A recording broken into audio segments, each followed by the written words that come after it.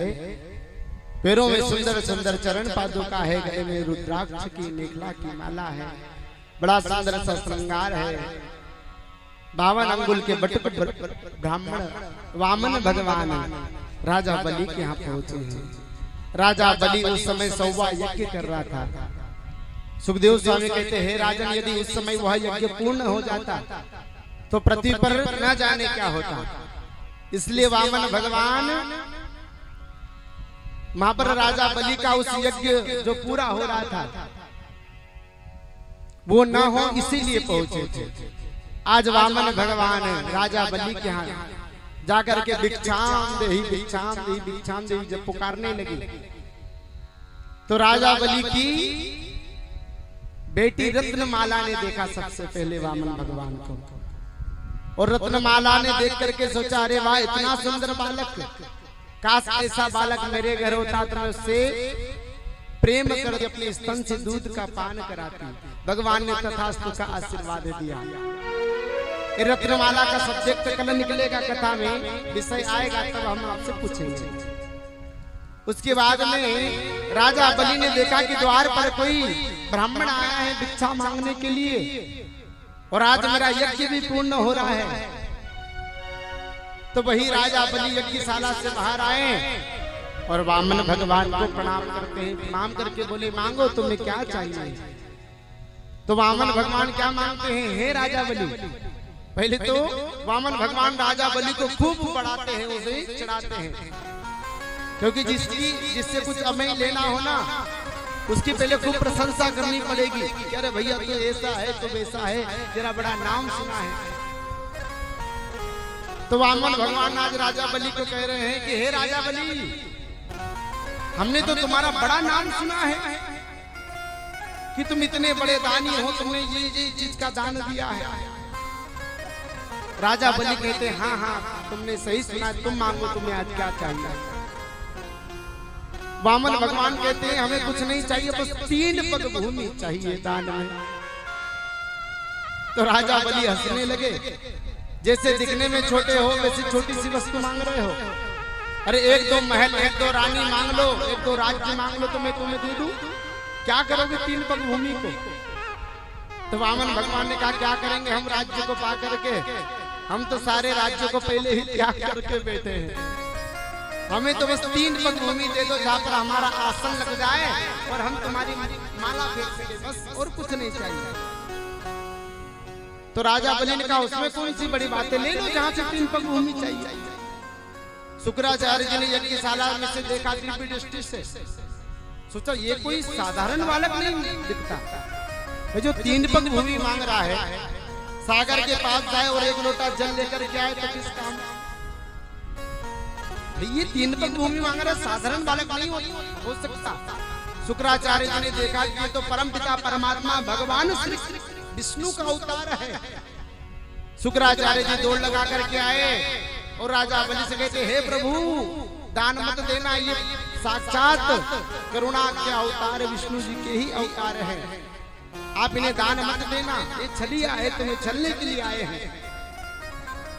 तो राजा बलि तो बड़े प्रसन्न हो गए कि मैं अपने आप को कितना बड़ा भाग्यशाली समझूं कि जो तीनों लोगों का स्वामी है मेरे घर आज भिक्षा का पात्र लेकर के आए हैं, और तुम कहते हो कि दान मत देना। मैं तो दान अवश्य दूं। अरे जिसके द्वार पर भगवान आकर के खड़े हो जाएं और भगवान ही घर से खाली चले जाए तो किस काम का जीवन। मैं तो दान अवश्य दूंगा। शुक्राचार्य जी ने सोचा ये तो नहीं मानेंगे, मुझे ही कुछ न कुछ करना पड़ेगा। तो शुक्राचार्य जी महाराज कमंडल की टोड़ी में जाकर के बैठ गए। राजा बलि ने कहा, ठीक है तुम यदि कहते हो कि संकल्प हम संकल्प देने के लिए तैयार है, कराइए संकल्प। वामन भगवान ने संकल्प कराने के लिए जल निकालने की कोशिश की कमंडल से।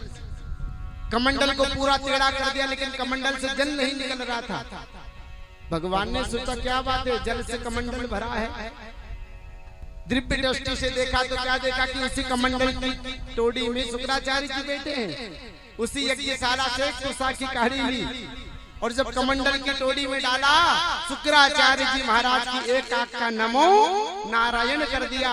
शुक्राचार्य जी ने सोचा जल्दी भागो नहीं तो दूसरी आंख भी फूट जाएगी।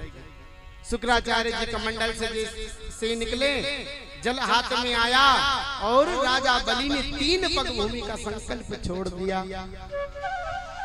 जैसे 3 पग भूमि का संकल्प छोड़ा, वही वामन भगवान संकल्प को प्राप्त करके बड़े प्रसन्न हो गए और प्रसन्न से इतने खुश हुए, इतने प्रसन्न हुए कि वही 52 अंगुल के वामन भगवान विराट स्वरूप लेकर के प्रकट हो गए। बोले वामन भगवान की जय। आज वही राजा बलि एकदम छोटे से तिनके के समान दिखने लगा। वामन भगवान ने विराट स्वरूप लेकर के पहले पग में धरती को नाप लिया, दूसरे पैर में आकाश को भी नाप लिया।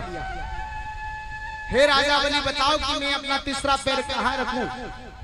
जल्दी से बता दो, नहीं तो तुम्हें मैं दंड दे दूंगा। तुमने मुझे संकल्प दिया है। पहले पैर में धरती को नापा, दूसरे पैर में स्वर्ग लोक को, आकाश लोक को नाप लिया। हे राजा बलि, बताओ कि तीसरा पैर कहाँ रखूं?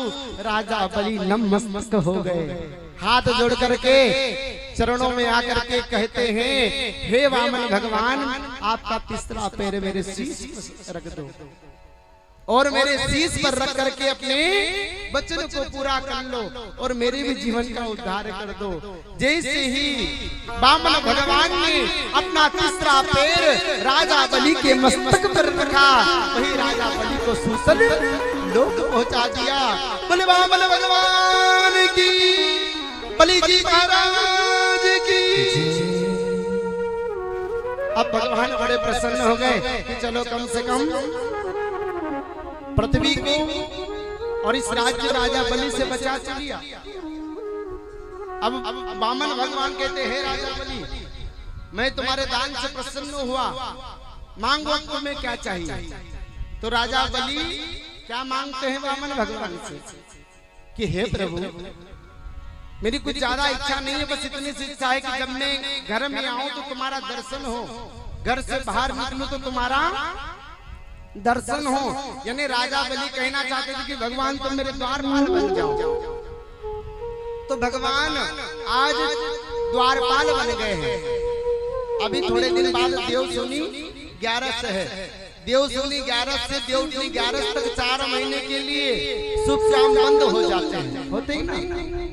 तो आप लोग कहते हैं कि भगवान सो जाते हैं इसलिए शुभ काम बंद होते हैं। भगवान सोते नहीं है, भगवान 4 महीने के लिए पहरेदार बन करके शीतल लोक में राजा बलि क्या रहते हैं। इसलिए फिर कई लोग पूछते कि महाराज जी कथा पूजन शुभ काम क्यों नहीं होते?